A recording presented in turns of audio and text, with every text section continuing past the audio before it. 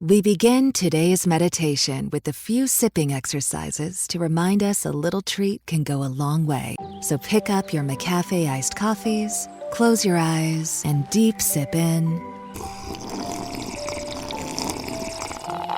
And deep satisfaction out. Take a treat retreat at McDonald's. Right now, get a McCafe iced coffee in any size and any flavor for just 99 cents until 11 a.m. Price of participation may vary. You are listening to New Theory Radio.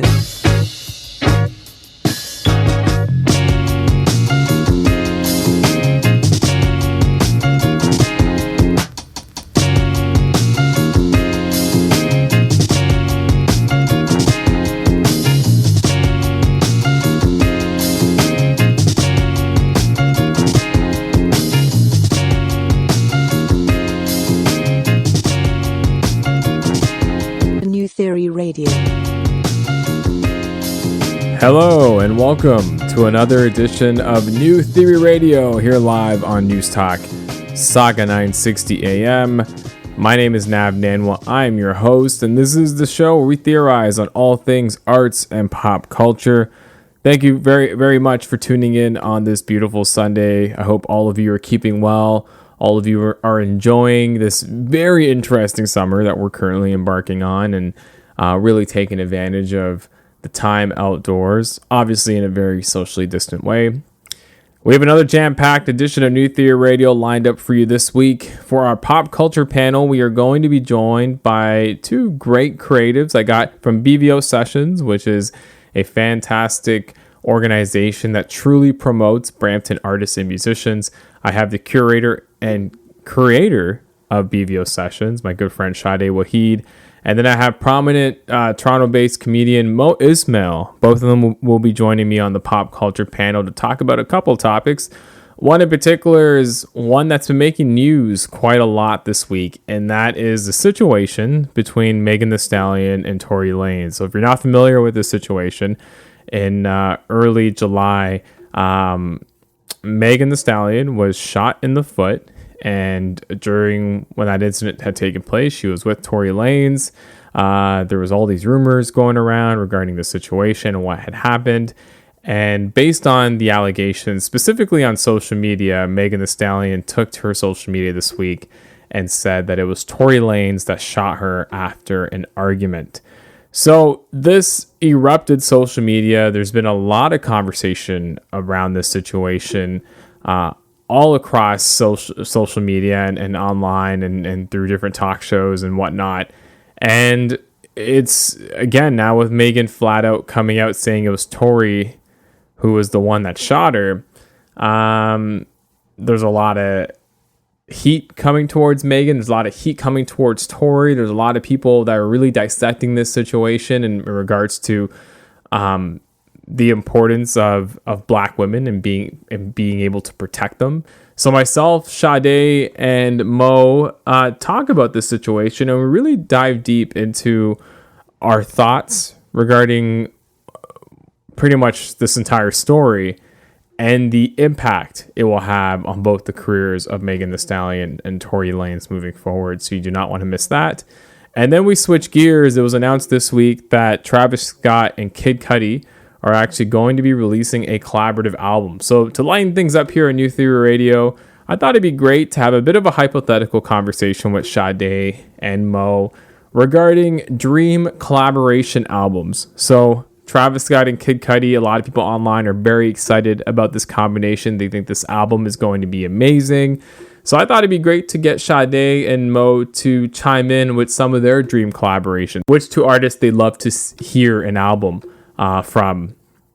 And I have my choices. I'm sure Sade and Mo have their own, and we'll definitely dive deep into that here on NTR. And then for our NTR Spotlight this week, we are actually welcoming someone who's no stranger to New Theory Radio. They are actually somebody who was on our very first episode for 2020, and they're back and they're promoting a brand new project called Tropical R&B. It is my good friend Lexxicon. Lexxicon will be joining us. He is a Jamaican Canadian artist based here in the GTA, someone who is a awesome mix of reggae, R&B, trap, you name it. He'll definitely bring the vibes.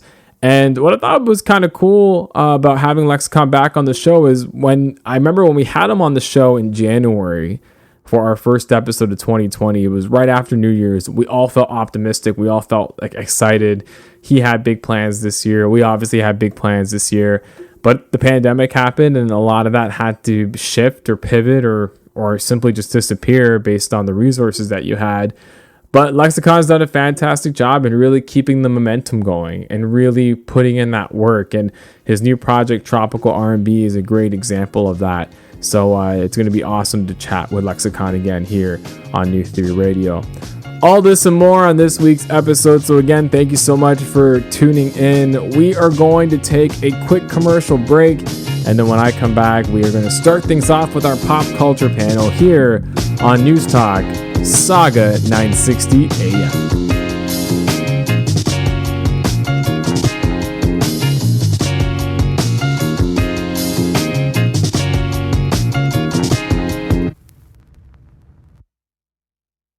You are listening to New Theory Radio Pop Culture Panel.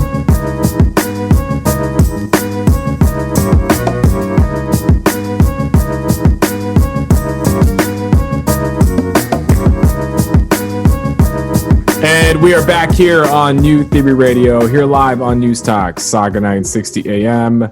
My name is Nav Nanwa. I am your host, and this is the show where we theorize on all things arts and pop culture. And it is about that time where we embark on our pop culture panel of the week.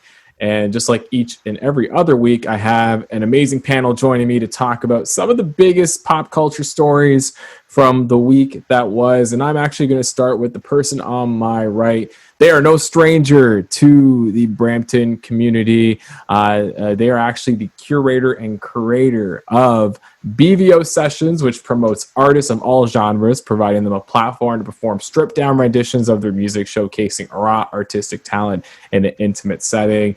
And they're also no stranger to New Theory Radio. This is their second time appearing. It is my homie, Sade Waheed, that is on the line. Sade, thanks so much for making the time. Absolutely. I'm glad to be here and to be doing this again. Yeah, me too. It's been a while, and I'm glad that we've been able to bring you back. And joining us as the other part of our panel is a stand-up comedian who's been touring across Canada and the U.S. for the past decade. His comedic style has often been described as energetic, diverse, and most of all, honest. He's been featured on the Just for Laughs 42 Festival, as well as North by Northeast. As well, he's appeared on Sirius XM's Canada Laughs, MTV, and the legendary Kenny Robinson's Nubian Show. It is Ismail. Mo, thanks so much for making the time. Thanks for having me, man. This is it's great to be here. Exactly. And again, I thought this would be a really great and diverse panel to really touch on a few topics from the week that I want to talk about on this week's show. But one in particular that was quite serious and really, I think, has taken social media by storm, not just this week, but even when the incident occurred. And that involves the situation with Megan Thee Stallion and Tory Lanez. So it's no secret that the big story here was that back on July 12th, after a pool party, Megan Thee Stallion had suffered an injury to her foot, which was later uncovered that she actually got shot in her foot. And it was what was believed during an altercation that she and a friend had with Tory Lanez and his bodyguard. Since then, social media, I think, has done a very awful job in sort of putting a twist on this story where, again, there's been a lot of allegations, a lot of he said, she said type of vibes when it comes to this story. People were actually saying that Meg had cut her foot on glass and that she was exaggerating, while some were saying that she had actually hit Tory. But it seems that enough was enough this week, and Megan Thee Stallion actually took to social media and addressed the allegations and flat out said that it was Tory Lanez who was the gunman that shot her in the foot following the pool party. A very serious story here. To me, this is awful, completely awful. And the only recent story that I think I can compare it to was maybe the likes of the Chris Brown Rihanna situation, I would say close to 10 years ago. But Sade, would love to get your thoughts on this. Tory being a Brampton artist, Megan Thee Stallion really is having her moment right now. This to me is just really unfortunate, and would love to get your thoughts about this right now on the show. I mean, well, first off, do we still want to claim Tory after this? I don't know. Like, that's the thing. And Brampton was trending on Thursday, and I thought, again, I was like, wait, what happened in the news? Did Patrick Brown do something, or did someone on city council get booked for something else? But it was literally Brampton slander and Tory Lanez. That's what was trending when Meg, came out and addressed the allegations. Yeah, Brampton already has an interesting name in the media. No thanks to Six Buzz in that community. So we're really just strengthening what everybody already thinks about Brampton. That is like a trash city. And now we have a rapper who's out here just shooting people in the feet. Obviously, we don't know the reason, but he's just shooting people in the feet. And it's just another reason why, Brampton is looked at like such a, waste city. Because if it's not Tory Lanez, it's what's his name? The Kardashian dude, Tristan Thomas. Tristan Thompson. Yeah, Thompson. Yeah. Thompson. There's always something with Brampton in the media. But one of my questions was when I read it is it happened on July 12th. What are you doing at a pool party in the middle of a pandemic? Yeah, I don't know. To me, like, even now that we're in stage 3 here in the GTA, I'm not stepping anywhere near a pool with anyone else that's not in my social circle. I mean, I guess at the same time, it's America, and America does things backwards. So it's not that surprising, but at the same time, it's like we're in the middle of a pandemic. America has high numbers, especially California, and we're out here just gallivanting and having pool parties. I think that's pretty wild, but I feel for Megan, I really do, because I mean, she's gone through a lot, with the passing of her mother, the passing of her grandmother. Yeah. Having to, kudos to her for like obviously completing school while being in the limelight, and now she has to deal with social media warriors on Twitter and Instagram with this incident, right? And I mean, a person can only take so much until they get to their breaking point, and she's proven time and time again of how strong she is in dealing with this. And I think her breaking point, like you said, was this past week when it's like, all right, I'm done covering for this guy. Why am I protecting him when he's not doing anything, to protect me? And then it goes back to the whole notion of black women protecting black men. But then when the roles are reversed, it's like, where's that same energy? Yeah. Right. So I think it's a pretty unfortunate situation, and Megan just continues to show how strong she is when she's faced with these type of obstacles, and especially being in the media and in the limelight. And she's doing so well. She just dropped that song with Cardi B, WAP, and it's doing big on Billboard. I think it's at number 1. Yeah, I hit number 1 after a week. Yeah, and so it's like that's a high for her, and then you got the lows of dealing with this, nonsense. It's crazy. It's crazy. Yeah, when you actually, and I'm glad that you touched on all the things that she's dealt with, because when you actually put it into perspective, it's been like during her rise to stardom, it's been a very tumultuous ride for her, right? Yeah. And even with the track WAP that dropped, I believe 2 weeks ago, you had so many people, both male and female, just slander Cardi and Megan for that track. They think, oh, this is so backwards. Like, what are they doing? And then you had another audience that was very much empowering. Yeah, saying this is very empowering, especially when we've grown up in a generation where it was cool to be a pimp, right? Like, I remember hearing 50 Cent's PIMP and just hearing those lyrics and to me, when I hear a track like WAP, I'm like, this is the exact same thing. Like, there's nothing really different, just a different perspective. Mo, being the Scarborough voice on the panel. Right? Sorry? Times have now changed now, right? Times have changed, yeah. The music that we were listening to in the 2000s, we didn't see as, like, problematic. We're just vibing. Like, music is fire. Who cares what's being said? But now, like, everybody's really paying attention to, the lyrics. And exactly what the artists are saying and who and which artist is saying it. Yeah, no, I agree 100%. Like, I think now more so than ever, we're actually paying attention to lyrics versus, hey, this beat kind of bumps. Let's just continue listening to it, right? Right. Mo, what about you, man? Being the Scarborough representative, what are your thoughts on all this? I mean, It's tough to say because I'm a fan of both artists. I love Megan Thee Stallion. I love Tory Lanez. Uh, you know, I don't want to rip on Brampton too much because the similarities between Scarborough and Brampton are very, they're very similar places. We both got a lot of brown people. We both got a lot of good food. So it's just, you're like, you can't hate on a whole city or a whole town because of one dude. But he's if what she's saying is true, then he is the epitome of what a Toronto wasteman's is. You know what I mean? Like if you're walking around acting like you're brave and you got a gun and first of all, what are you doing bringing a gun to a water to a pool party? You know what I mean? So Yeah. that's kind of crazy. It's just because I just pictured this guy's got his bathing suit, he's got his goggles, and then oh man, I forgot my gun. He's got to go and grab it. like who are you, dude? But I'm gonna, it's tough to say, man. I'm gonna say it might have been her WAP that got her shot. You know what I mean? Because it's just causing it's causing slippery conditions.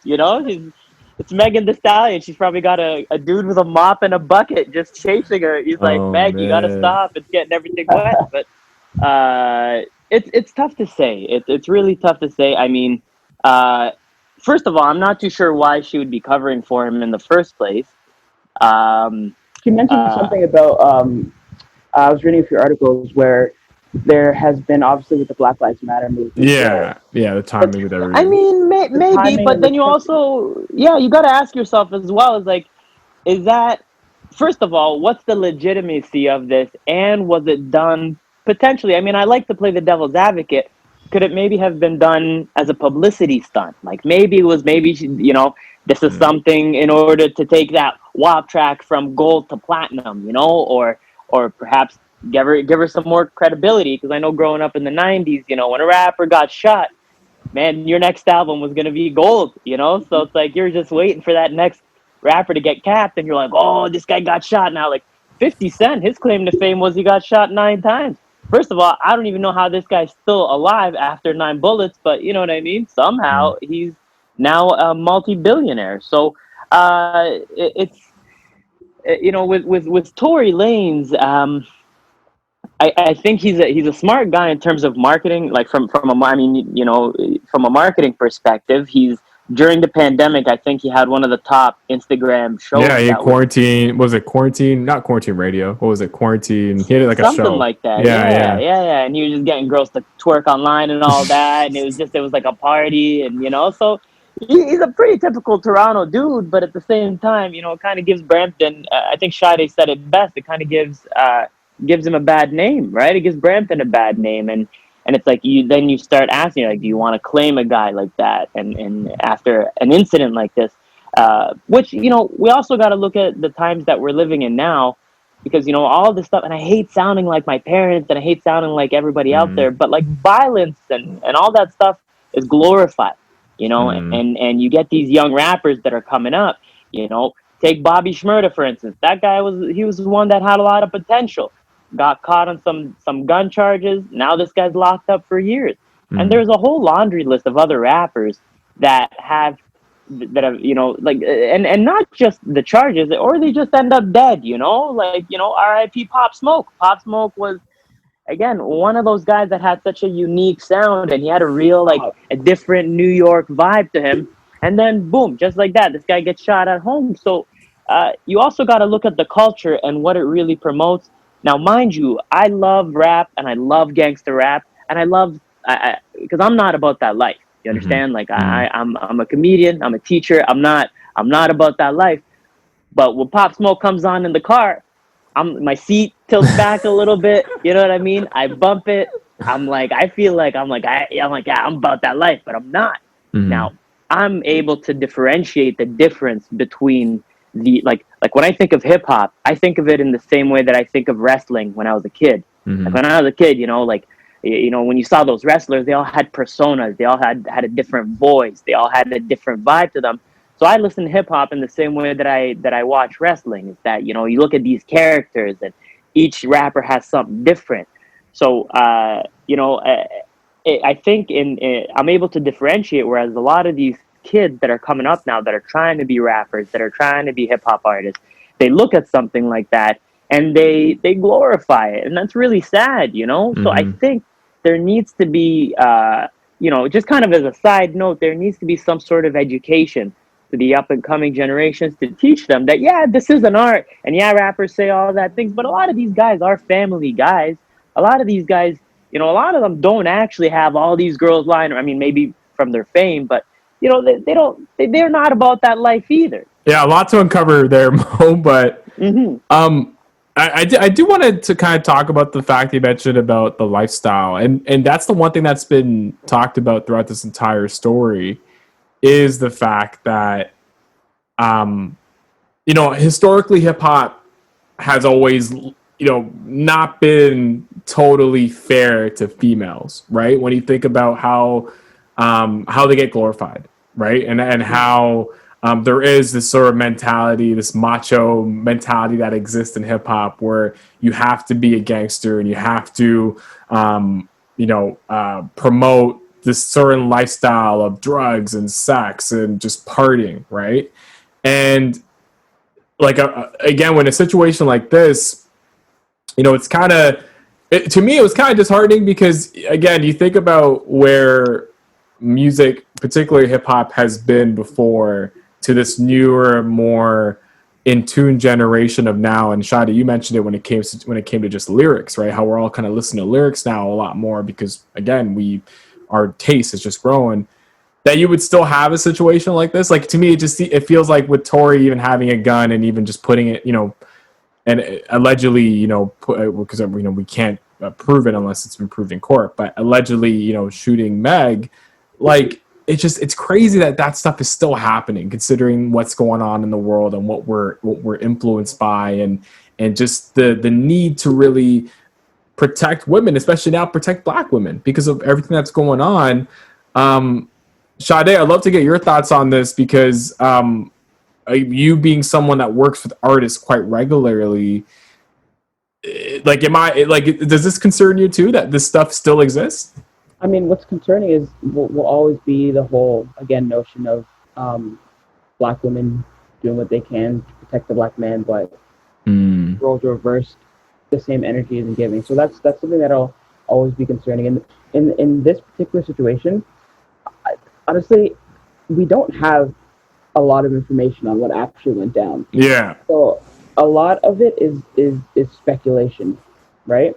We know that Tory, I think he didn't get charged, but the investigation is still pending. We don't know, like, what really, you know, went down in the actual vehicle, if like he was under the influence or something like that. I remember reading somewhere where Meg was basically saying that she didn't basically tell him that Tory had a weapon in the car because she was in fear for her life, because of everything that's going, the political climate right now, right? So she's basically saying that who knows what would have happened, because they see Black people with a gun. Where's this going to end up? Is this going to be another George Floyd situation? But with that being said, I don't necessarily think that. I think the rap game has changed, where it's not all about bravado and being macho and being big. It definitely was like that in the past. But music changes with the time, and I think that's definitely something that we're seeing in the rap and in the hip hop game. Because when we see the sexualization of women, it's still there, but the difference is it's women sexualizing themselves. Yeah, exactly. Right? But instead of looking at it as something that's negative, they're taking that narrative, flipping it, and turning it into a movement of empowerment. Right? Whereas with men, yeah, they do still sexualize women in their music, but the big difference here is that as female rappers continue to emerge in the scene, because like we've seen a big growth of female rappers in the hip hop and in the rap scene, they're kind of taking that connotation back and then they're making it their own, right? So I really don't think that it's all about bravado and macho-ness and, you know, gangs and all that stuff. Yeah, that element is still there, but it isn't as prevalent as it was. I don't want to say back in the day because I'm not old, but like in the 2000s, the early 2000s. with Tory having a gun, like I hate to say it, I'm looking at it as like the short man complex because the man is like what 5 something, and he has such a he has a big ass personality. When you see him on Instagram, you see him doing the absolute most. So it's not surprising to me that he would just be carrying around stuff like that because I don't think this is the first time he's got caught with a concealed weapon in his car. Yeah, I don't think so either. And what's interesting about Tory Lanez is and before this incident, and again, I'm going to reserve my judgment until some charges have been laid or something's been decided in court. But even before this incident, I don't think I was a Tory Lanez fan, but I appreciated that we had someone from here that was doing his thing, right? Mo, would you consider yourself a Tory Lanez fan before this all took place? Yeah, I'm not like a huge Tory, but I like his music and I enjoy it, right? I think whenever there's an artist that comes from your town or from your hometown or city, it's nice, right? Like like the Weeknd, like that's a Scarborough guy, and that's a guy that we've hung out a bunch of times before I even know who the Weeknd was. And I'm not gonna say we were homies, but we had the same circle of friends, and I would see him all the time, but I never really knew who this guy really was. And when he blew up, then I was like, oh, it was that guy. But again, you're very proud of something like that. So I think just to kind of piggyback off of what Sade was saying as well, I think rap in a sense is still kind of about the bravado and about in a sense that I think that's it's been like that for years, and I think it is part of hip hop. It's just hip hop obviously originated from oppression, right? It came from a place of we don't necessarily have a voice, so we're going to create an art and we're going to create a voice for ourselves in our own unique way. And throughout the years, that has evolved in so many different ways with the auto-tune and this and that. But I think there is different ways that we can take ownership, like for instance, in the female hip hop world, they're doing a great job in terms of taking ownership of that with songs like WAP and stuff like that. It's great. You're leaning into it as opposed to trying to fight back, which might go in so many different directions. You know what I mean? But I will say that one of the main, like when that song came out, the first thing that came to mind is, oh, this is the new My Neck, My Back. You know what I mean? This is the new anthem for the ladies that, to really like, hey man, this is me, and really kind of stepping up to the plate like that. So I did kind of appreciate, and I do appreciate girls or women coming at it from that angle, especially female hip hop artists. But again, you both said it. There's so many things, so many loose ends, which just causes me to believe that this is publicity. I'm not denying that she got shot. I'm sure she probably did. But again, nobody knows much besides what she's saying. I haven't really, I don't know if there's been any statements from Tory Lanez's part. No, there's been nothing. I haven't. And that's really, been like, to me, like that's been the most telling part about all this is where's Tory? Like no statement, no denial. And to me, again, man, if you're not going to say anything, I think you're feeding that social media beast, right? I mean, silence we're also says a lot. Sorry, go ahead. Silence says a lot, right? Yeah. Because if you know you didn't do this, you're going to come right out and say like, this is not true. I didn't do this. This is slander, blah, blah, blah. You're going to come out of the woodworks and you're going to protect yourself. You're going to protect your identity. Dude hasn't said a word. We know he was in the car. Like that's a fact. We know she was in the car. We know that an altercation took place. But the fact that he's not even, addressing the obvious is very telling.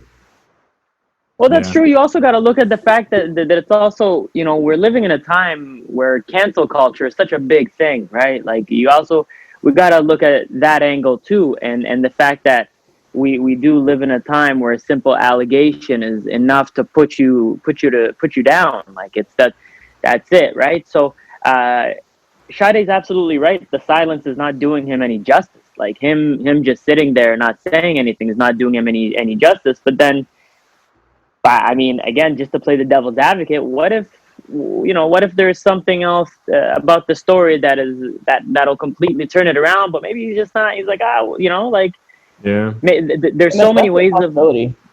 Pardon? That's definitely a possibility that there's a factor of the story that we just don't know, and it could be Yeah. flipped on its head.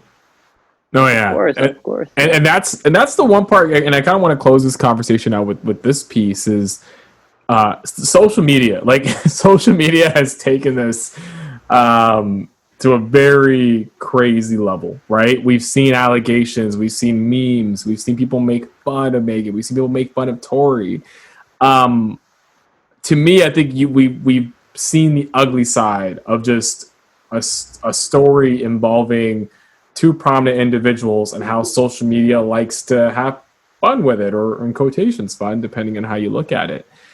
And I think that's what led to Meg to do her spiel this week, as well as maybe that's one of the reasons why Tory's silent, because again, Tory, to a lot of people before this incident took place, was the talk of this quarantine based on everything he was doing on IG and just his all of the music he was putting out, and even he was coming out of the I guess the Chicks Tape album where he had remakes of classic R&B songs on there.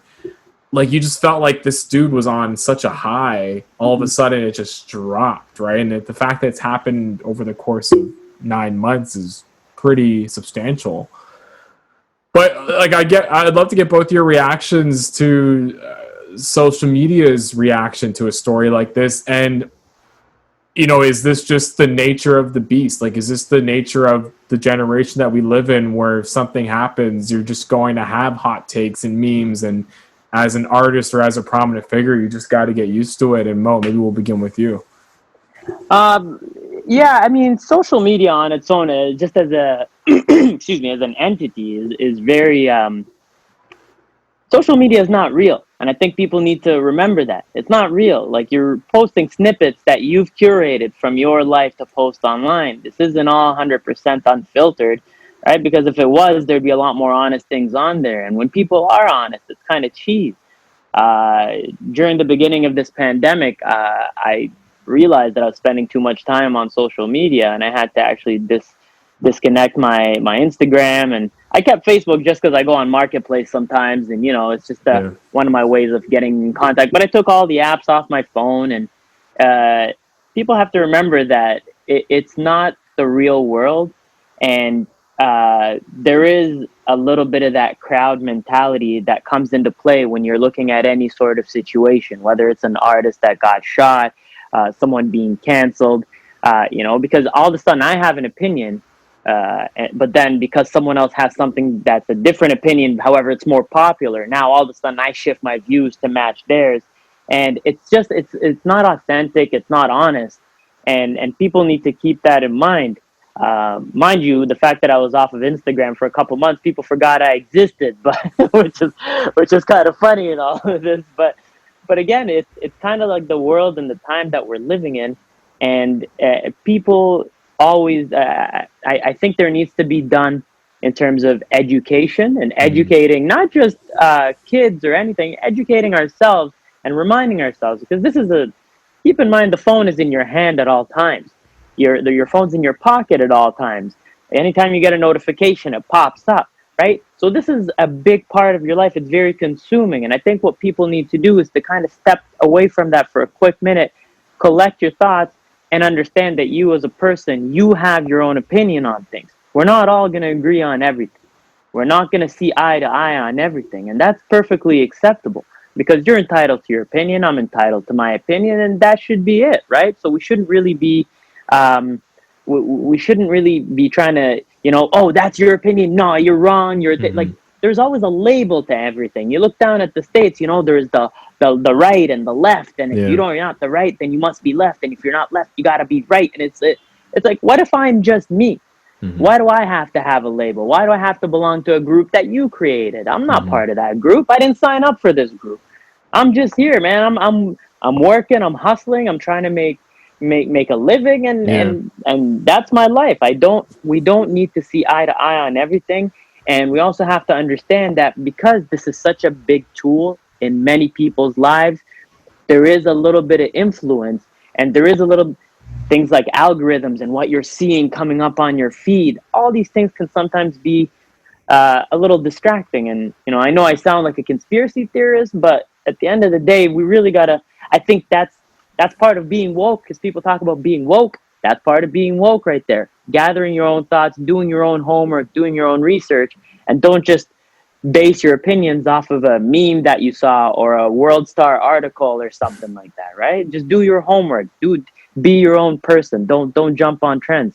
Yeah, I just want to add, like, it's fascinating that you took a social media hiatus, because I've actually known a lot of people in my immediate circle that have done the same thing, like during this pandemic. It's incredible. And it's just one of those, and I've even thought about it as well, just to get off social for a little bit, just because there's so much toxic energy on social, especially with, outside of the news and all of the bad things that we're seeing in the world. Even a situation like this can, in the way that people react to it, can affect your psyche a little bit. Sade, we'd love to get your thoughts. Yeah, I think that social media reacted like on brand. Like they reacted the way that I expected them to react. Oh my God. Especially on Twitter. Like I wasn't surprised. Like you said, the whole cancel culture is so prevalent right now, and it's such a big thing. And it's celebrities, I really need to, like, I guess you can say, walk on eggshells now, because the social media warriors are out and they're ready to attack. Especially we're in a pandemic. There's really not much you can do.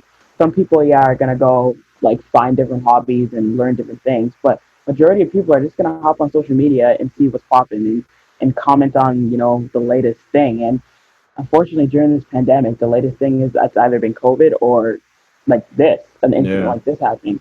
So I'm really not surprised with the way that social media has jumped on this and has created memes and made light of the situation. I'm not surprised. It's so on brand. This is going to happen for a very long time. I agree with Mo that people should definitely be educated, but that's not at the forefront, I guess, of people's mind when they go on social media. They look for entertainment and making jokes out of these things and making memes and, creating controversies and conspiracies about this. That's the entertainment that, people are looking for. Making light of these situations is the entertainment that people are looking for. So again, like, I'm not surprised that social media reacted this way. It's just so on brand. Like there's not more I can say. Like it's to be expected. If any celebrity does something crazy, does something wild, social media is going to react in the exact same way. They're going to be canceled for a period of time, and then something else is going to happen, and then that celebrity is not going to be canceled. We're going to be canceling a new celebrity, and then it's going to be a cycle, and a cycle, and a cycle. So it's something that's going to last for a very long time until people finally realize that this is not the way to go about this. Don't make entertainment off of people's personal lives who are actually suffering, right? But that's my take on it. Yeah, and that's why I was happy that Meg decided to speak out and share her perspective, even though she probably didn't want to. I think she felt like she needed to, because maybe it was getting a bit too much. But again, when you think about it, and this was going through my mind when I was on the social feeds on Thursday, and you saw Brampton trending, you had somebody openly admit that someone had shot her, and then the one thing that's the way that social media reacted was with memes about Brampton mans and this is the most Brampton thing. Yeah, this is the most Brampton thing that Tory could do, and then you're thinking to yourself like, whoa, like that's a crazy generalization for a city that I've grown up in, and you've grown up in, and Mo, I'm sure you've visited numerous times. But love Brampton, man. Shout out Brampton. I love Brampton. but again, I think that's the issue. Like I think that people, I find that a lot of people get really, like, when it comes to social media, people love the hot takes. They love to put out a hot take because they really want people to pay attention, or they're very quick to wanting to create the next viral meme of something, right? And unfortunately, in a situation like this, people are still going to react that way. And, hopefully it changes. That's the one thing. And hopefully as people decide to take more cleanses and really disconnect, and maybe, Mo, to your point, hopefully choose to educate themselves, we'll see a bit of a shift. But yeah, it's going to be a fascinating story to watch. I guess the last question is do you like, where do you see Tory Lanez sort of fitting in moving forward? Like, regardless of what comes out, like, there's still, this is going to be just a mark on his career, you know, moving forward. As much as people love Chris Brown, there's a lot of people that will never listen to Chris Brown again because of what he did to Rihanna, right? Like, I think look at how well Chris Brown is still doing. Yeah, which is a different. That's a different show. I honestly think that, I hate to say it, but I think he's going to bounce back from this. Yeah. I do. It's going to take some time, but I do think that social media, as much as there are people that attack celebrities, they're also forgiving and forgetful. So I think that this will pass. Like, it's definitely going to be a stain on his reputation, 100%, no question. But if Tory just starts releasing bangers after bangers, that's what people are going to be drawn to. Like, yeah, you know, he shot Megan in the foot, blah blah blah. But yo, have you heard this new Tory album? It's fire, right? So it's basically what happened with Chris Brown. Granted, Chris Brown took a break and he he went to jail, and there was much more with it. I do think that he is going to bounce back, but he's not going to be at the same level that he was. It's going to be like a new direction. Yeah. Mo, any final thoughts on Tory? I mean, you know, it's hard to say because it's always, I don't know, maybe this is the Libra in me, but I'm always going back and forth, you know, in terms of what's right and what's wrong and what he deserves, right? Because on one hand, you know, based on what we know so far, is I feel like obviously there should be some sort of like he should be reprimanded for what he's done, right? But then on the other hand, you think, again, there's so many loose ends to the story that I don't know what it is, and if this was perhaps a mistake, then how long can we really cancel a person for, right? Because I mean, we're human, we've all made mistakes, and I'm not justifying what he's done, and I'm not condoning it at all. I'm not condoning it one bit. But, you know, at the same time, you know, people make mistakes, and especially if you're in the public eye and every little thing that you do is reported on, you know, your dinner is reported on, your friendships are reported on. And when you get to that level of fame, it's hard to really differentiate what's real and what's not, right? So I think what we got to keep in mind is that, yeah, sure, hip hop is a lot about image and a lot about pretending that you're about that life. But let's not forget that a lot of these rappers are about that life. So even though some of them may not be, and they're just making art, I think someone, what was his name? Lil Yachty. Lil Yachty he's a young dude, and I think when he broke out, he was maybe 16, still living in his mom's basement. And this kid was making a lot of money, and he was gaining a lot of success and a lot of fame, but he was still living in his mom's basement. And I kind of respected that because he would talk about it. I had a lot of respect for him like that, because he wasn't just pretending. He was like, hey man, yeah, I make these songs about being in the club, but I'm not even old enough to get in the club, you know?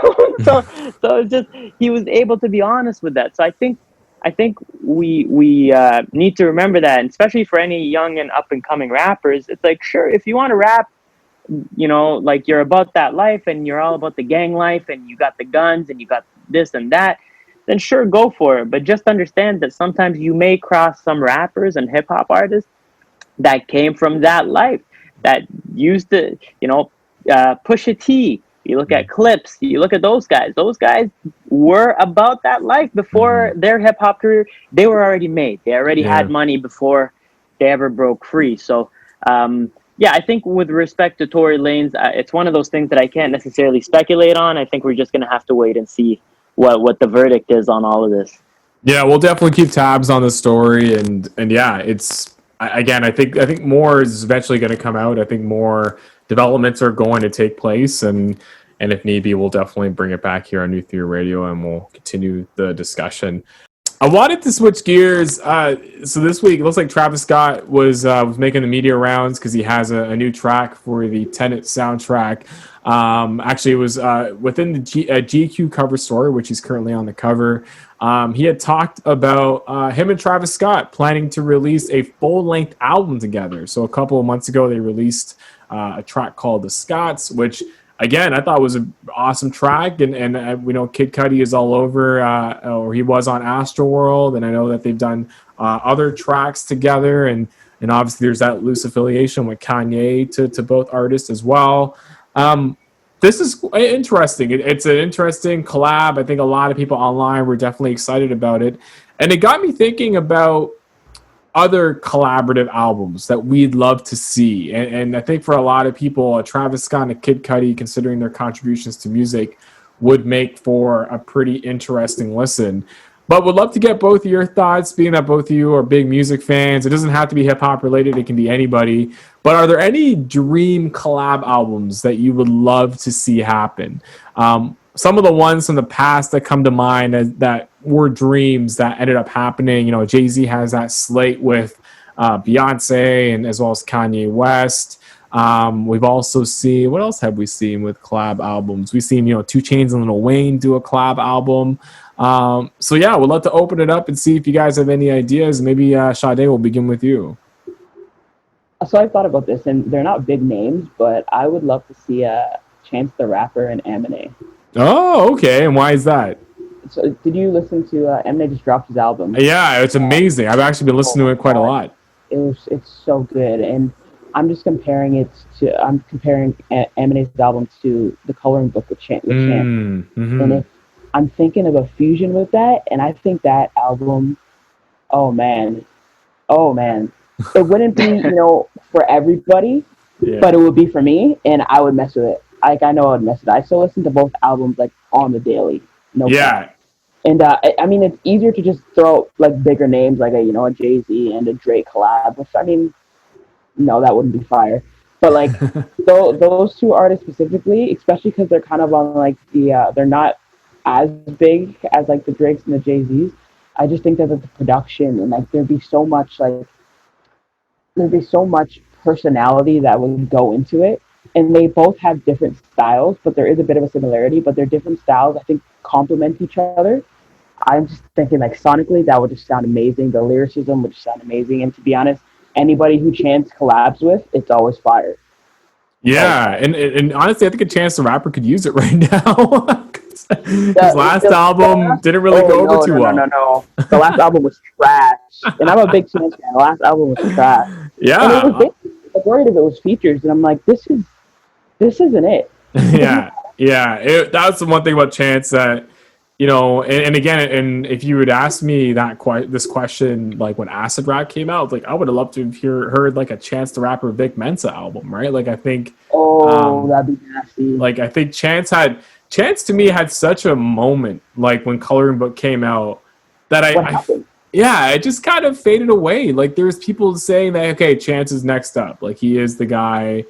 He's the guy coming after Cole, Drake, and Kendrick. Like it's the Chance generation, but I don't know if I can confidently say that. But I think collab with Eminem would be interesting because I was listening to Eminem's album, and there's a lot of personal stories to it, and just the way he's rapping, and it's very fun but very lyrical, and yeah, that would be an interesting collab. You have this weird Portland Chicago vibe.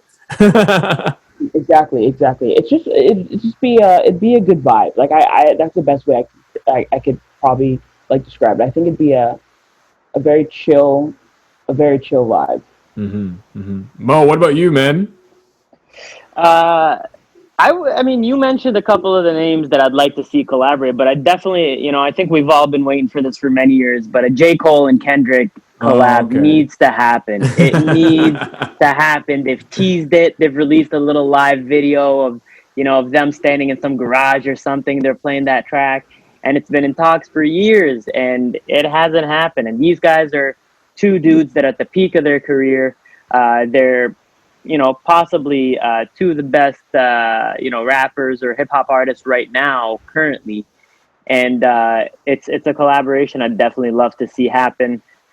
There's a couple of others that come to mind. I mean, there was Nas released an album recently, but prior to that, I think it was 2 albums ago, Life is Good. Yeah. Where he had a track on that with Kanye called "Still Dreaming," and I really enjoyed. Hip Hop is Dead. Hip Hop is dead. Yeah, Hip Hop is dead. That's it. So I would love to see. I think that track is probably my favorite track on that album. So I'd like to see a Nas and Kanye collab. That'd be really cool.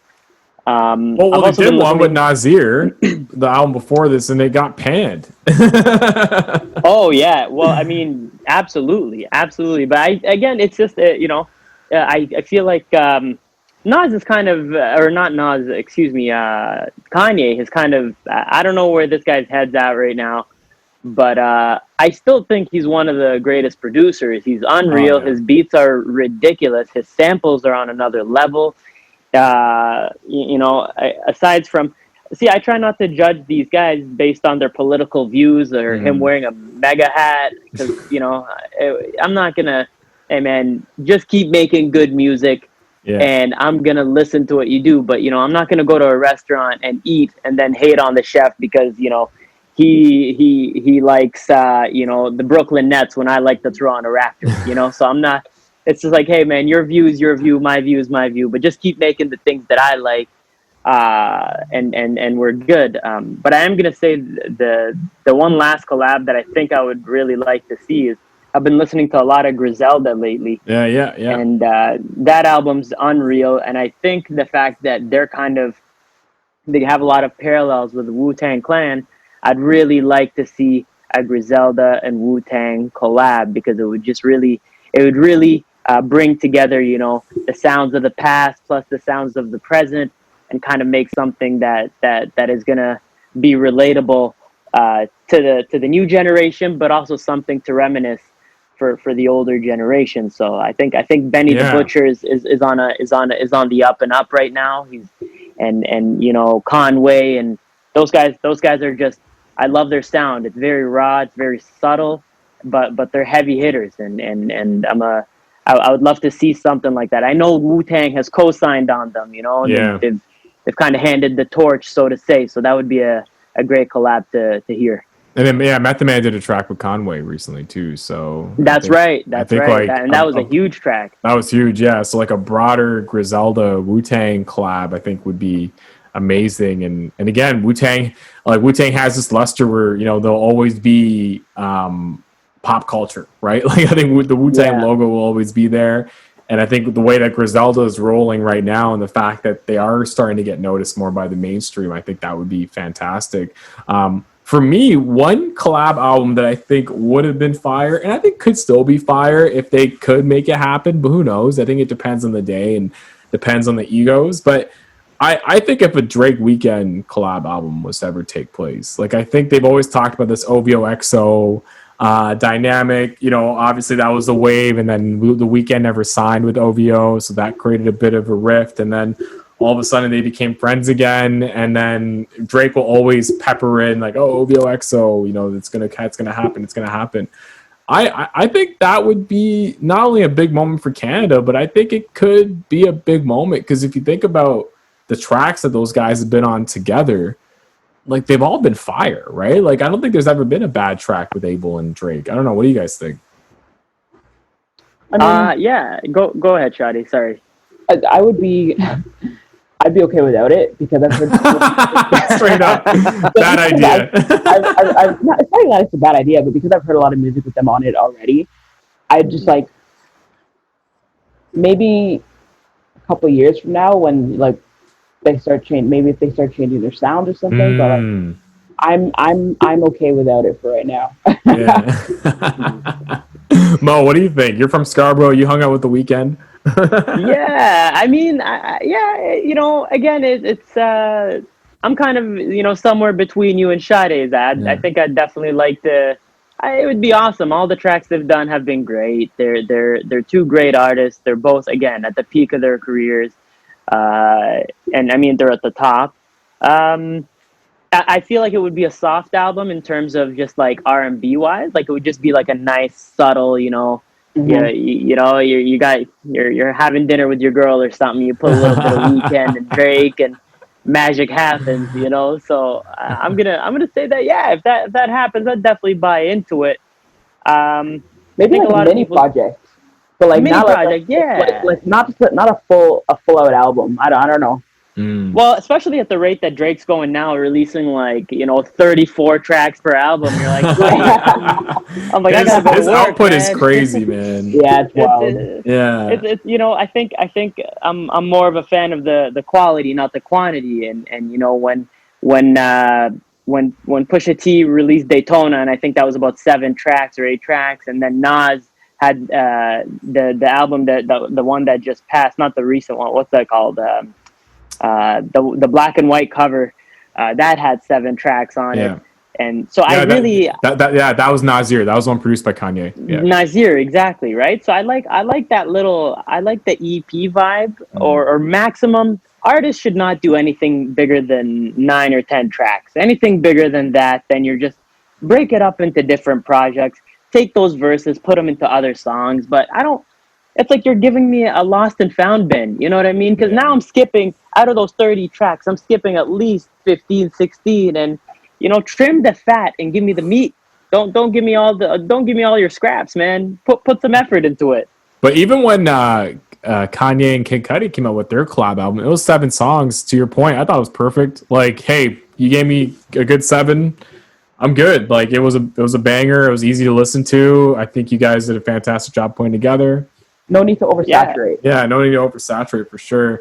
Are there any collabs that you think that didn't work? Like, one in particular for me that I wish never happened was probably Jay-Z and R. Kelly, but I think we all have that same that feeling. For me, what a time to be alive. Yeah, it didn't hit for me. Really, like people still talk about that album as being like the best thing ever. To me, I'm like, it's cool. It's cool for the moment. It just didn't hit for me. I think right now, if they were to do it, I feel like the project would slap. Really, At the time it came out in 2015, Future was on the come up at that time as well. It just didn't hit for me. The only song was a Big Rings or I got some really big rings. Yeah, Big Rings. Yeah, that was the only one that like hit for me off the whole project. I think that was Jose Batista's walk-up song, I think, during that run. Yeah. During that Blue Jays run. Yeah, what about you? That album was recorded, from what I heard, it was recorded over like 7 days or something like that, which I thought was really cool. I'm personally, I'm a fan of that album. I don't think it's either of their greatest work, but there's definitely, they've done better. But I don't necessarily hate it. But speaking of Jay-Z and the collab that you mentioned with R. Kelly, I think there was like 1 track off that whole collaboration that I was like, this is all right. But Jay-Z's collaborated with some weird artists over the years. I'm gonna say maybe. Was it Linkin Park? Linkin Park was brutal. But that one song that they had, was it Encore? It was Numb Encore. Yeah. Numb, yeah. That was fire. That was a fire song. That was. But I hear my theory is that I don't like. I think hip hop should be hip hop and rock should be rock. And when we get into this whole like Linkin Park, Limp Bizkit, where like I'm gonna riff out on the guitar, like yeah, dude, and then this guy's gonna come in with a couple of rap verses. It just it confuses me, and I think it takes away from the art. If you're gonna rap, give me bars. I want straight bars, straight to my face, man. Just bars, right? But don't sit here and then this guy goes like, you look at Kendrick's Damn album. What's the weakest track on that album? Ooh, I love that entire album. I'm trying to think. I'm gonna say the one with him and U2. The one brought U2 on. Well, that U2 feature was it was different, right? Like it was kind of like a movie the way they kind of set it up, because it was almost like a narration, right? I don't know. I think it brings out the diversity in the artists when they dabble in genres that aren't necessarily for them, and especially if they do it properly. I love seeing that. I love seeing an artist jump from hardcore rap to pop. Yeah. It just you make a good point too. Is that if it's done properly, like Kendrick's notorious for having a lot of jazzy elements to his music, which I'm a big fan of. I like the live instrumentals. I love that. But when it comes like Lil Wayne's Rebirth, like Like, buddy, put the guitar down and put the lean down. I feel that. I Give feel me, that. give me some Lil Wayne What bars. was it? Was I'm that not Prom listening. Queen? Prom Queen was. Oh Oh my my. god, That man, was. it's so bad. That was just. I don't even. And I remember like when I Rebirth. It's funny because Rebirth to me and Sade, I know you're studying to be an A&R or the music industry right now. For your program, but Rebirth to me, like I remember, it was right after what Carter 2 or Carter 3, and he's like, yeah, I'm gonna release a rock album, and then he released Prom Queen, and everyone was just like, what is this? And then when you actually listen to Rebirth, there's actually more, like there's some hip hop songs on there, and you would think that maybe an A&R was like, you know what, Wayne, this isn't working. You gotta throw in some hip hop records. Like maybe we'll have this one or two, but Yeah. no. No, mindset of that, but yeah, it was very interesting. Yeah. I think whatever it is that these rappers are drinking or smoking, man, it's like, yeah, get creative, man, but sometimes you can get a little too drunk or a little bit too high, and you're like, Sometimes you gotta stay in your lane.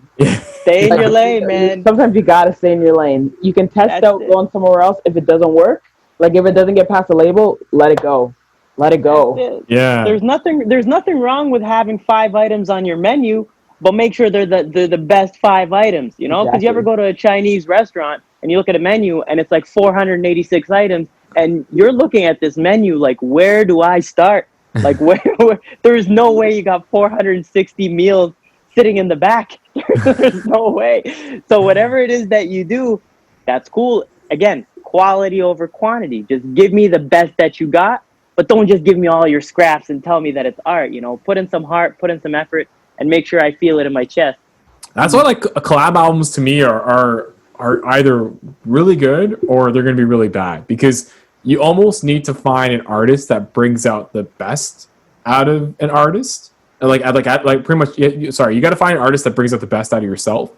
And I think it just needs, to your point, I think it just needs to flow. Like I think there needs to be some type of commonality, but not too common where it's, going to sound the same. But you guys do definitely bring out the best out of each other. And yeah, that's why to me that's why this Kid Cudi Travis Scott one intrigues me, because I did like the track that came out with that.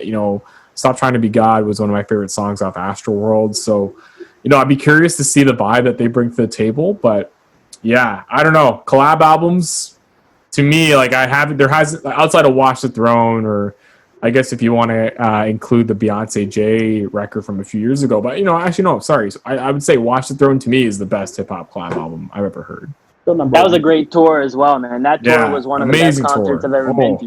Yeah. Yeah, with the cubes and everything. Oh, unreal, man. Unreal. So good. Awesome. Well, any final thoughts on collab albums, or what about any producer hip-hop or any producer rapper collabs you'd love to see? Especially with Nas's album that just dropped with Hit Boy. Any other sort of dream producer rapper collabs? I don't remember his name. The dude that produced Redbone. Ludwig. Yes. Yeah. If they put an album together, put a little project together, I think that would slap. Oh, with Childish? Yeah. Yeah, it's funny because Childish and Ludwig do work really close together, but I don't think they've done a full album. So that'd be interesting. With that song Redbone, like when you first hear it, you definitely, I don't know if it was just me, but when I first heard that track, I thought it was a sample. Yeah, it sounds like it. It's not a sample at all. No, it's all original. It's all. So I'm just thinking, like, if they would actually sit down and put a project together, and they came up with that quality just for one single. Yeah. Mo, what about you? Yeah. It's hard to say, man. There's a lot of really good producers out there. I mean, Murda Beats has just been kind of killing it in the past couple of years. I mean, again, I think in terms of production-wise, Kanye is just one of the greatest. So I love anything like his beats, and I think you throw any rapper on any of his beats, and it's gonna be fire. You put Kendrick on a Kanye beat, fire. You put Cole on it's just he's so production-wise, I think he's someone that I'd like to see more rappers. Again, stay in your lane, right? So it's like Kanye is a pretty good rapper, but in terms of being a producer, I think he's a far better producer than he is a rapper. He hasn't fallen off producing. Like, no, I think not at all. Lyrically, maybe. Like, I think since Pablo, that's been the debate. But I think production wise, like even his Still stuff there. that isn't that good still sounds good. Like it still slaps, right? Like or it still has Yeah. something that you'll bob your head to. So I think Yeah, that's he's next level, man. I think he is a madman, but I think he's onto something. I think some of the most creative people in history have been crazy and out of their minds. So, he's no exception. I was just at the Van Gogh exhibit last week, and Yeah. that guy was out of his mind. I think that's a collab I'd like to see. I'd like to see a Van Gogh and Kanye collab. That would be epic. That would be epic. Like Yeah. Kanye curating a Van Gogh exhibit. I went to the Van Gogh in Amsterdam, and yeah, that'd be crazy. That'd be crazy. Yeah, for sure. Wanted to thank the both of you for joining us here on New Theory Radio. Very intriguing conversations. This is the opportunity where you get to promote whatever you like. And maybe Sade will begin with you. I know you're always working on a lot. Thanks for bringing us Terrence Penny a few weeks ago. Terrence is awesome. Really enjoyed that conversation. But what else are you working on right now? So right now I'm actually working with Wax Records. So Oh, sick. I'm an A&R intern. Nice. And I'm basically creating a database of artists to pitch to them. So if anybody wants to try and get their music heard by a label that's backed by Universal, shoot me an email and let's see what we can get cooking. Also, BVO Sessions is also going to start. We're going to start filming in, I want to say, next month. Okay, cool. If you're also interested in being a part of that, DM me. Yeah. At BVO Sessions on Instagram. BVO Sessions is hype. Those are some well-produced videos. I'm truly a fan, and I'm glad that that's coming back. It's finally some normalcy, right? Amongst the different phases. So no, we're looking forward to that. Hey, that Wax Records stuff, that's huge news. I'll put that in the podcast description for sure. Absolutely. And Mo, what about you, man? You got a comedy show. We're recording this on a Saturday, so I know you have a comedy show tonight. But anything else that's coming up, maybe past this airing of the show? Absolutely. I mean, things are starting to pick back up. Live shows are starting to pick back up. So hopefully the second wave doesn't hit as hard. But I run a little, I don't know if it's a comedy label, but I put on these shows under the title of Mo Funny No Problems. And I got my show tonight, which we titled Laugh Now, Cry Later. And so we got after the Drake song. Yeah, that's it. Hey, you know what, man? I didn't have a name, and that song came out. I'm like, this is perfect for a comedy show. So this is me not being original at all. So if anyone's like, yo, you jacked that, I'm like, hey, man, I did jack that. Drake probably jacked it from someone because that's what he does, and I jacked it from Drake, and we're all jacking things from each other, man. We're completing a cycle. Yeah, why not? That's it. So I got that, and I think it's most likely going to be a monthly. So look out for the next show coming in September. I'm on Instagram. I'm back on now because, again, like I said, I got to have some sort of place for people to find me. So I'm at Mo Ismail. I post all my shows on there. But yeah, other than that, it's just, trying to make people laugh and trying to bring happiness to this world, So I don't know, maybe one day I'll be lucky enough to collab with Sade or something. We'll see what happens. Yes. Let's do it. Awesome. I love it. And that's the whole purpose of the show, just bring people together. And I'm glad both of you are still trekking along despite everything that's going on. We need more music. We need more comedy. We need things to just take our mind off of all the craziness that's going on in the world. So kudos to the both of you. Absolutely. We are going to take a quick commercial break, and then we're going to have more New Theory Radio here live on News Talk, Saga 968.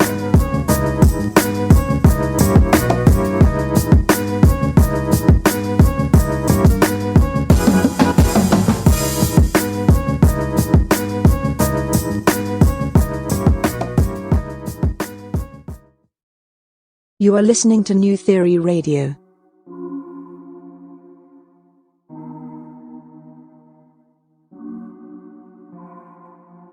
NTR Spotlight.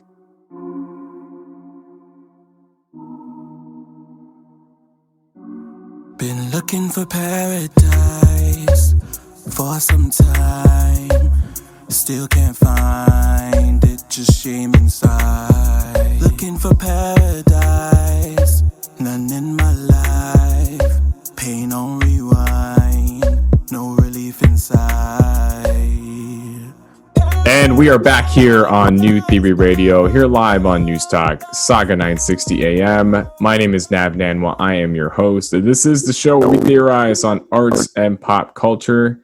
And it is about that time for our NTR Spotlight for this week. And this individual is actually no stranger to NTR. As funny enough, he was actually on our first show for 2020. So I can't wait to just talk to him about the year that's gone on since then, since we last connected in January. But he's been super busy. He is a Jamaican Canadian musical artist. He's truly the definition of passion and persistence. You know, the one thing that's awesome about this next guest is it's impossible for an audience not to become consumed by the intense energy this person radiates throughout their music and the long-lasting impressions that they truly make with their dynamic live performances. They actually have a live digital performance coming up excuse me, this Thursday for the Meta Arts Fest, which, if you know, is a festival that I'm very close with. And this person is someone who has been featured in Canadian Beats, Cashbox Canada, Now Magazine, Pure Grain Audio, and FYI Music News. And they have a brand new project out called Tropical R&B that we're going to dive deep on in just a few moments. It is my good friend Lexxicon. Lexxicon, welcome back to NTR, man. Thank you. It's good to be back. Yeah, it's been a year. It's been a year for real. Well, that's where I kind of want to start, man. The last time we connected, like I mentioned off the top, it was during our first episode of 2020. Since then, a lot has happened, but how has this year been for Lexxicon? It's been a good year so far. I mean, at first I thought everything was going to go to trash. And then it kind of did. And then it was just like, oh, okay, actually it's not so bad anymore. And, you know, things are starting to pick up again. And certain things I wanted to work on are still in the works. So I'm like, okay, maybe 2020 is not over. It is how I feel about it now. It's like, it's not over yet. So I kind of was going to be like, well, let's just pretend 2020 didn't happen and we'll try again next year. But now I'm just like, okay, wait, you know what? 2020 is not over yet. It's not done. So yeah. Well, especially because you have such a calculated approach with the way you go to market with like all of your projects, with the way you put together your persona, with the way that you put in work, you know, whether it is the music, whether it is Afrowave, whether it is, you know, anything that you're doing in the community. It seems that you're one of the few artists that I've met that actually really thinks long term. Did a lot of that really affect your psyche with what's been going on with sort of 2020 and COVID and everything else? And were the pivots easy for you, or were they a bit of a challenge? So yeah, it definitely did mess up everything that I had planned.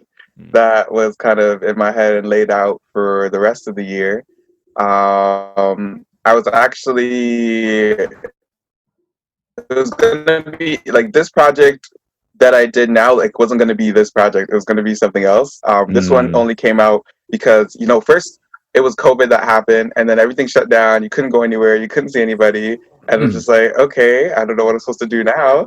And you just kind of like isolated for a couple weeks, especially those first 3 weeks was like super depressing. It was like, I couldn't do anything. I couldn't like go anywhere. I couldn't see anybody. I was like, I don't know what I'm supposed to do. Like I couldn't write anything. I could like, it was just terrible. Like I was just like, I don't know how to exist like this. Like it was just a new turn that I was just not ready for. I don't think anybody was ready for it, but I definitely wasn't ready for it. And I think after those first 3 weeks is when I was able to kind of, maybe you see your 1-2 friends and it's like, okay, there's people that still exist. We're still allowed to, you know, have our small little bubble.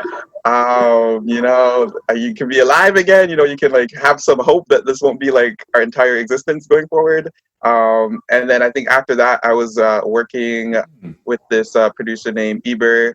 Like he just kind of sent me some stuff and I was just like, oh, okay, yeah. And then I just started writing. And then I was like, oh, you know, like I actually really liked like kind of the vibe that he was bringing. So I was like, you know, just send me a few more. And then just turned out into more songs. I was like, hey, you know what? I guess I'm going to do this EP, even though I was working on my album before that. And I was like, but all of that kind of pushed to the side. And then this whole EP was kind of like, that's why it's so depressing, because it was kind of made during that time. Yeah. And the EP that you're talking about is Tropical R&B. and you just released a couple singles, but the one that was released earlier this month was Paradise, and that's what I wanted to talk to you about, man. Is because when we brought you back in January, you were promoting Bashment Trap House, which was this very party heavy record. You think about the different tracks that were on there, very much the kind of stuff that you'd be bumping if COVID wasn't happening, right? Like you'd be out in the park, just like, jamming to it. Or to me, it's like the perfect long weekend album, right? Just like a long weekend vibe. Then this new project, Tropical R&B, which followed it, it is different. A lot of the themes that you really dive deep into are isolation and pain and really trying to identify love and being able to reflect. And I was curious, is this a representation of the journey that you've been on over the last few months? Oh yeah, it was definitely a direct result of how I was feeling after COVID hit and like post COVID. So there's COVID, then there's the COVID depression, I'm calling it, and then there's like the post-COVID depression where you kind of have some hope about the world again, and then what we have now. So it was all kind of like during that time, and it really kind of showed like who's there for you during those times as well. Like the people that would necessarily take the time to still be in contact with you despite they couldn't actually be there for you physically.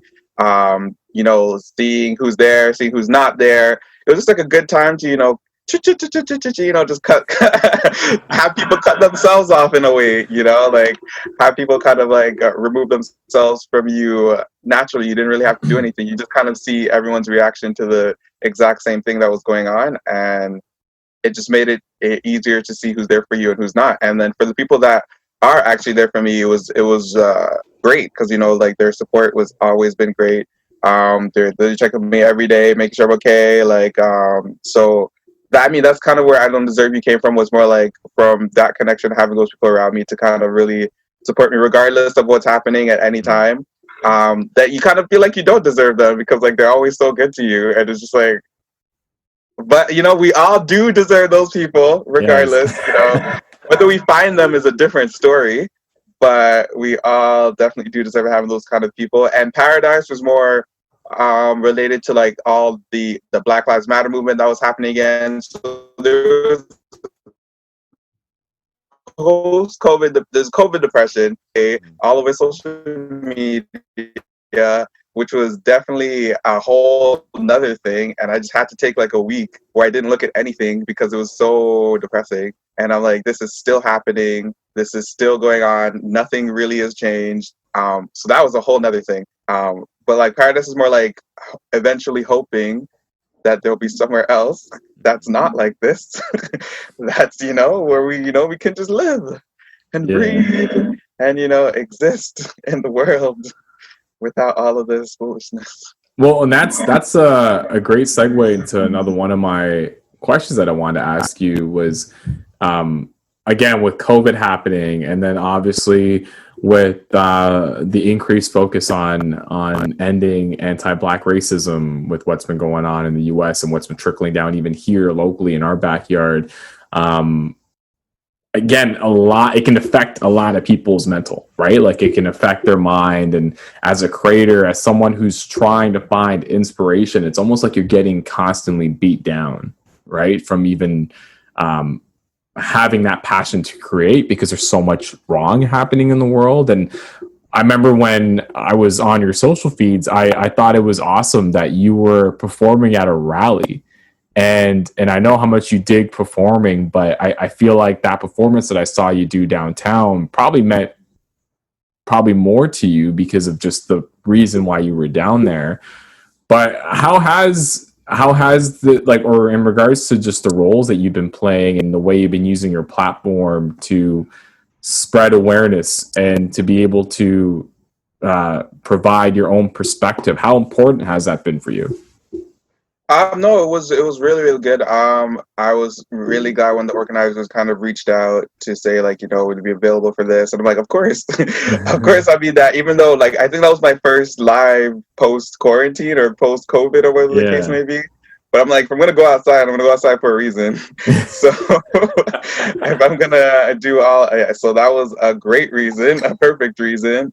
And what I think I really liked the most about it was, well, because like other artists, like every artist like does their art differently. A lot of them are more like serious or kind of like focusing. They're more like Kendrick. I'm not Kendrick. Like they're more like taking like that approach. And then there's also like the singer songwriters are kind of like doing ballads and stuff like that. I'm like, so like it was nice to see the different transitions. And then when I did my part, they kind of like, it was more celebratory or more like, like, we're black, but like we don't have to be sad all the time. Yeah. Despite like all this that's going on, like we still can live. We can still, like us existing and being happy is also part of resisting and not, being down and letting everything take us down and not be able to function. So it was really great to see like kind of like everyone there's reaction. Like they were all into it. Like we were able to kind of like uplift the vibe and like just really transform the energy of the entire place. And I don't know, that was really amazing to see for me. Because sometimes I feel bad because I'm like, I don't make all this like super reflective, we did this and like we or like woke or like, political. Exactly, like because I'm like, that's just not, I mean, despite that I do have my own views and I'll participate in workshops and stuff like that, but like musically that's just not what I do. So sometimes like I feel bad, but then it just really kind of reaffirmed the fact that you need space for the other side. You need space for the other celebratory, the space for the fun, the space for the whining. Like the space for all of that is just as much important as having the space for those other discussions. So that was what really kind of stuck out for me. Hey man, the celebratory aspect is important, right? Because I think what that allows is it allows people to embrace who they are. And I think there was so much emphasis around being woke, being political, using your platform for good, which is awesome. But I think there's also an element of, hey, how can we use positivity as a way to move the cause forward or to show people, hey, even though we are oppressed, we're still going to do our part to celebrate who we are as people. And I think that's a great place. Like when I saw your performance, it kind of reminded me of another video that I saw in Detroit where they had like a Black Lives Matter a protest going on. And then again, Detroit is huge when it comes to house music. And you had a group of people just protesting with house music on and the people were dancing all around it. And to me, I was like, that's so uplifting. Like that like makes it even more meaningful. The fact that, you're almost dancing in front of discrimination, right? So no, kudos to you, man, for doing that. I think it's fantastic. But the one thing I will say, man, over the last few months is even though you had these plans and you had sort of this vision for 2020, it doesn't really feel like you've slowed down. Like you just did Breakfast Television recently. You obviously have this new project, Tropical R&B. Like you're still out there, and if anything, I feel like you're one of the few artists that I've seen that's been able to use this time to their advantage to really get the music out there and to get people to notice. What do you think that like how do you think that's been for you? Like what do you think is some of the things that you've been doing that's allowing you to get noticed right now, especially with the amount of clutter that we're seeing online and the fact that we're all glued to our screens?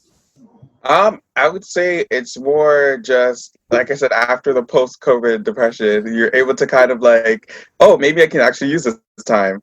I can use this to kind of like reframe what I saw for the year, see what else is like salvageable from like what's the disaster that it is. And I'm like, okay, what can I still do? What can I still work on? So there's a few other side projects that I'm still working on right now that are all coming next year. Like I can't tell you about yet. But I mean, give us an exclusive.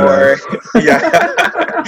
But like, it was more like, okay, let me see after. So, because the music kind of just came naturally after I was like mentally okay. Mm-hmm. And it's just like, okay, now that I've done this, okay, how am I going to like roll this out? Like, what are the projects going to be? I mean, I actually shot all the videos in 1 week.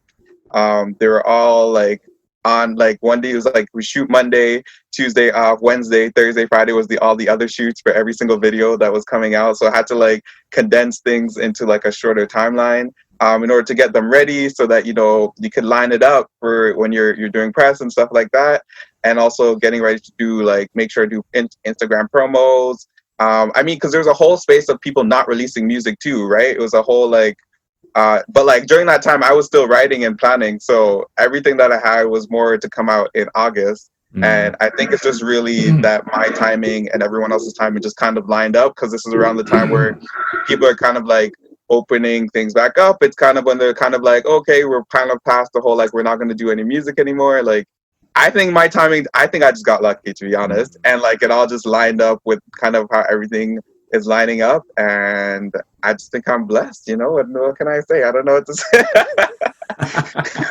No, but you know what? I think timing is everything, right? And I think what's great about the music that you're putting out, even though Tropical R&B seems like it's dealing with a lot of personal experiences over the last few months, there's still like a vibe there, right? Like, it's not, you know, this isn't Lexxicon coming out with, you know, his version of, you know, some of the music that The Weeknd puts out. It's still very vibey. Like, even the track Paradise, even though you're dealing with some heavy topics on there, it's still something that people can still vibe to if they want to, right?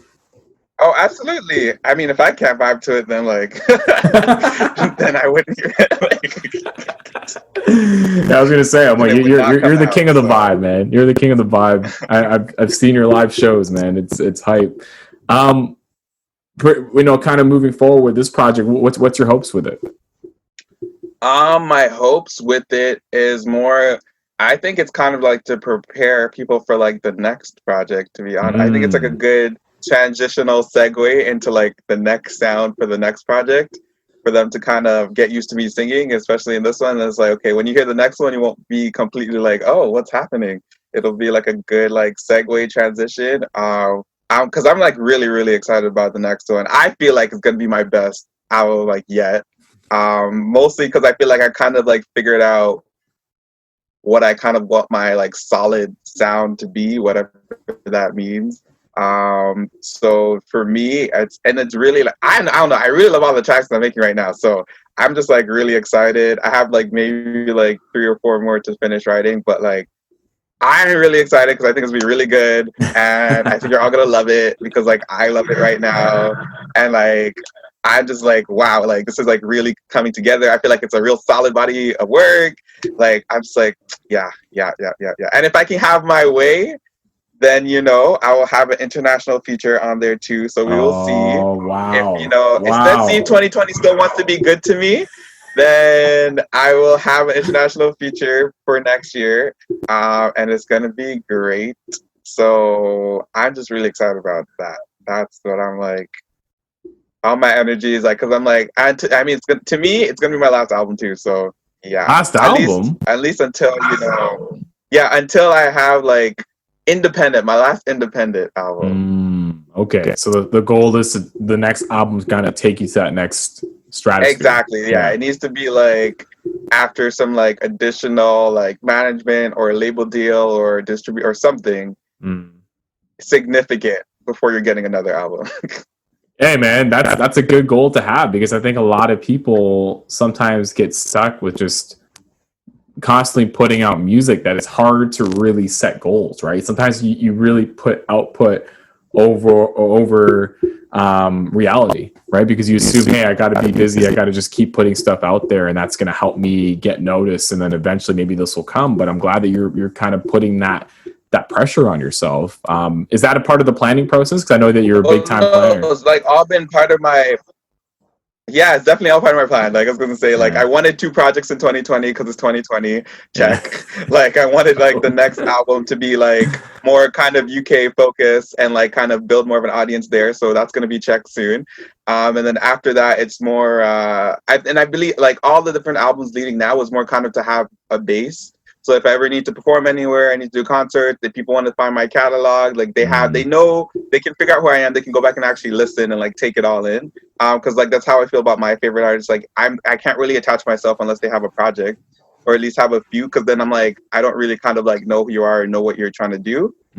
So for me, it was more building that foundation. And then after that's going to be done next year, just focusing more on singles and just taking things to another level before you get another body of work. So I think it's all according to my plan right now. So love it, man. Love it. Doesn't feel like any of this is. Than I thought it was. And I was gonna say, it doesn't feel like anything is really phasing you, which is great, man. It's great energy to have, and you got to keep going no matter what, right? Oh, did we freeze? Yeah, I mean, another time when I had to do like when I was in hospital, like, and I couldn't like go anywhere, I couldn't do anything. Like, all I could think about is performing. All I can think about is like music and like doing all this stuff. So I'm like, I'm not in the hospital, so like, there's really no excuse for me not to keep going and to do all this other stuff. So when I was there, that's all I thought about. So I'm not there, so I have to keep pushing. That's how I see it. So yeah, no, I like that, man. I love that energy. I want to quickly touch on Afrowave because you were, before COVID had hit, you were a prominent event organizer in Toronto. You threw the Afrowave events, Afrowave TO events quite regularly. As an event organizer / curator, what's your plan moving forward? So we actually, now that I can say it, we just got a grant from YOF, so that's been great. Oh, that's going to really help our funding. Yeah, it's really going to help our funding for the next 3 years, actually. Amazing, man. So that is our plan for the first year right now, is to go virtual, build an online presence, kind of support the artists that way digitally, creating content with them. That's going to be performance content. Some other ones that I have in mind, we're going to do some virtual workshops with people in the industry to also just bring more information to more Afrobeat, dancehall, like kind of artists. Because I feel like all the main R&B and hip hops kind of have their own workshops and stuff to attend. So this is just kind of bringing the knowledge over to those more niche artists. So we're going to have more virtual workshops, more virtual performances, building our online platform. So we're going to update our website. We're going to start doing like stories on the artist. Like there's just a lot of content coming. So yeah, it's going to be great. I'm actually excited. Yeah. And then next year, I believe like next year we're going to go back to in person. But like I feel like this year we can kind of see how things go, figure it out, not rush anything, kind of take cues from all the other major players, because I think this online plan will be good in between. Yeah, that's the great thing about when you're a curator, and I can definitely speak on that. Just with my experience, is sometimes when you get so heavily focused on doing an in-person event, that online presence or that online community building can lack sometimes because you're just focused on putting together that show. But I think with the benefit of COVID is now that we've all shifted to this virtual digital realm, I think it has given us an opportunity to grow some of those audiences a bit more, which again, once we get back into doing more things in person, which phase 3, it seems like it's happening. You know, we had Ismail on the show earlier and he's already doing comedy events again. Like, I think we're going to get to a point where, hey, you can put on a show, obviously with socially distant measures, but I think being able to utilize the time that you have now to build that social will just amplify that later on. So that's a good way to look at it. I completely agree. Amazing. Lexxicon, we're about to wrap things up, but you actually have a performance coming up this Thursday. I do want to thank you for being a part of the Meta Arts Fest, which is my passion project. So spoiler alert, in case anyone's wondering. But what do you have in store and what do you have going on after Meta?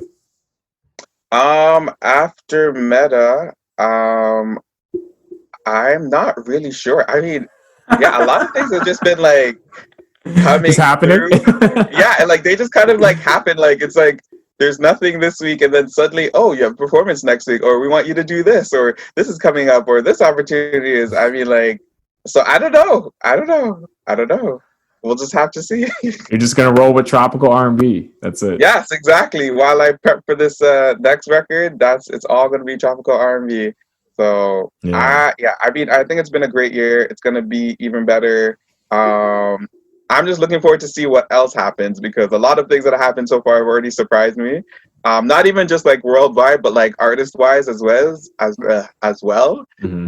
So I'm looking forward to see what else happens, because a lot of performances will be coming up. And I'm like, wow, okay, like this is definitely different than last year. Like there's definitely like things that are moving. I'm like, okay, this is moving. Like, okay. Is there anything this year that stands out the most? I think this year's more like the most paid performances I've ever done. So I'm like, wow, like I'm an artist, y'all. Hey man, it's well desered. We're not starving no more. That's great to hear, man. That's honestly great to hear. You're someone that puts in a lot of work. Like I mentioned, you're one of the few artists that I've met that really treats this like a business and really plans ahead and is able to pivot, obviously, with everything that you're doing. So congrats again on an amazing 2020. Again, New Theory Radio is always here for you whenever you want to come on the show to talk about what you're doing. Where can people check out Tropical R&B and everything else that you're working on? They can see it on all streaming platforms. They can also go to my website, lexxiconofficial.com. Everything is on there. Or they can follow me on Instagram, official Lexxicon. Or they can just type in Lexxicon now because I got a little check so they can find me. Oh, he got verified. Yeah, they can find me now. He's got that blue check. I gotta reach out to you and figure out how I can get one of those. Yeah, I'm not as famous as you yet, but hopefully one day. That is our good. Saying that, I'm like, I'm not even famous, y'all. Whatever, it prevents there from being fake lexicons, right? Because I'm sure that's when you'll truly make is when you get the fake lexicon account, which probably already exists for all we know. Awesome, man. Awesome. Well, Lex, we always appreciate having you on here on New Theory Radio. Thanks so much. Like I mentioned, we'd love to bring you back again when the third project drops. I think that's amazing that you gave us that. And to all the listeners, go check out Tropical R&B and go check out Lexxicon performing at Meta Arts Fest this Thursday on Facebook Live, Twitch, and YouTube. We'll have all the details available on our socials as well as our podcast description. We are going to take a quick commercial break, and then we're going to have more New Theory Radio here live on News Talk, Saga 960 AM. King with no throne.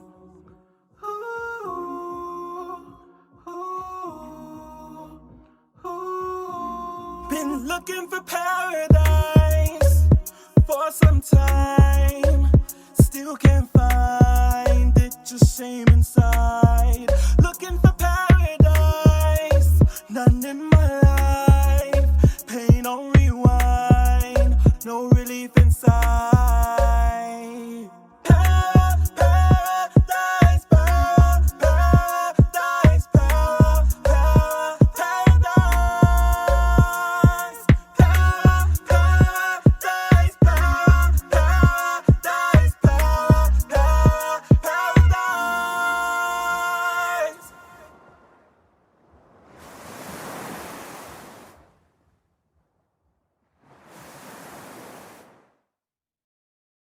You are listening to New Theory Radio.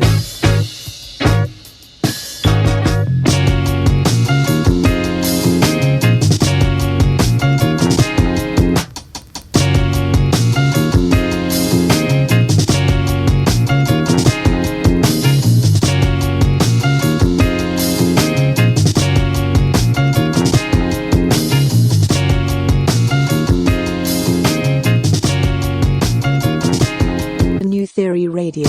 Welcome back to New Theory Radio, here live on News Talk, Saga 960 AM. My name is Nav Nanwa. I am your host, and this is the show we theorize on arts and pop culture. Big thank you to our pop culture panel, Sade Waheed and Mo Ismail, as well as special shout-outs to our NTR Spotlight of the Week, which was Lexxicon. If you missed today's episode, it will re-air tomorrow, which is Monday, between the times of 8 to 10 p.m. here on Saga 960 AM. And it will also be available as a podcast on Tuesday, which is available on Apple Podcasts, Spotify, as well as our website, newtheoryradio.com, as well as saga960am.ca. So a lot of different platforms in which you can keep it locked here for NTR. If you want to connect with us on social media, it is at New Theory Radio across all platforms. If you want to connect with me, Nav Nanwa, you can connect with me on Instagram or Twitter at Nav Nanwa. Big shout outs to our creative director at Colorblind Photography _ aka my little brother Amit Nanwa, for all of his graphical support. He is the dude behind all of our graphics that you see on our social media, so special shout outs to him. As well, big shout outs to producer extraordinaire Dusty Loops. Yes, at Dusty Loops or dustyloops.ca. He is the man responsible for our theme song, as well as the other instrumentals that you hear all throughout our show. Thank you so much for tuning in. We do have big news on the way regarding some changes that we are making to NTR. We're always changing. We're always evolving here at the show. And those changes will be coming up in a few weeks, actually, when we head into September as Saga 960 gets ready for a brand new fall season. I'm also excited to be back in the studio. Yes, we're going to be doing the show live again in September. So I'm definitely looking forward to that. But yes, keep it locked to our social medias as well as the show each and every week for more details. Stay safe out there, and you will hear all of us next time. Peace.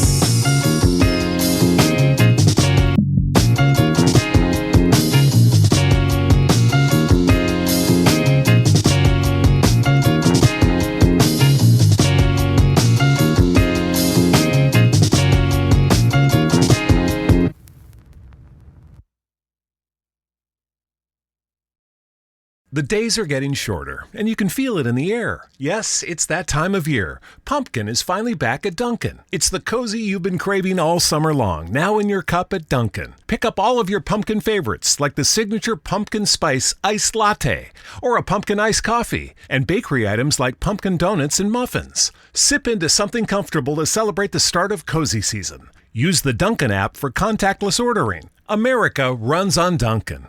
Right now, switch your family to T-Mobile and get 4 lines for $25 a line with AutoPay and 5G access included on America's largest 5G network. So don't wait. Get unlimited and nationwide 5G access for the whole family for just $25 a line. Visit a T-Mobile store or T-Mobile.com today. Plus taxes and fees. Customers may notice lower speeds and further reduction if using over 50 gigs a month due to data prioritization. Video at 480p. Unlimited while on our network. Qualifying credit and 4+ lines required. Capable device required for 5G. Coverage not available in some areas. Some uses may require certain features. See T-Mobile.com.